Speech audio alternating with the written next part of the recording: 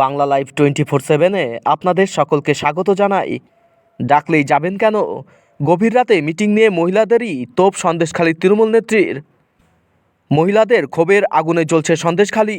শেখ শাহজাহান ও তার শাগরেদদের বিরুদ্ধে ভয়ঙ্কর অভিযোগ করছেন এলাকার মহিলারা, জানে উত্তাল গোটা বাংলা। এই পরিস্থিতিতে গোটা ঘটনার দায় কার্যত নির্যাতিতাদের কাঁধেই চাপালেন স্থানীয় তৃণমূল পঞ্চায়েত সদস্য অষ্টমী সর্দার। পাল্টা প্রশ্ন তুললেন, ডাকলেই যাবেন কেন? গত কয়েকদিনে শাহজাহান ও তার শাগরেদদের বিরুদ্ধে ভয়ঙ্কর অভিযোগ করছেন এলাকার মহিলারা।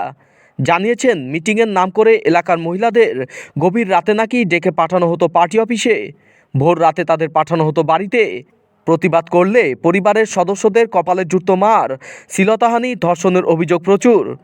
এই প্রসঙ্গেই এবার মুখ খুললেন তৃণমূল পঞ্চায়েত সদস্য অষ্টমী সর্দার। অষ্টমীর কথায় এলাকার মহিলারা রাতে ডেকে নিয়ে যাওয়ার অভিযোগ করছেন, কিন্তু ডাকলেই মহিলারা যাবেন কেন? পরিবারের সদস্যরা মাঝরাতে যেতে দিতেন কেন, সেই প্রশ্ন তুলেছেন তিনি। তার কথায়, প্রাপ্তবয়স্করা রাত 12টার পর কোথায় যাবেন সেটা তাদের সিদ্ধান্ত। অর্থাৎ গোটা ঘটনার জন্য এলাকার মহিলাদেরই দুষছেন অষ্টমী। তৃণমূল নেত্রীর এহেন মন্তব্যের তীব্র নিন্দা করেছেন এলাকার বাসিন্দারা। তাদের কথায়, অষ্টমীদি সব জেনে শুনে কিভাবে একথা বললেন জানি না। উনি যদি আমাদের মতো পরিস্থিতিতে পড়তেন তাহলে হয়তো বুঝতে পারতেন।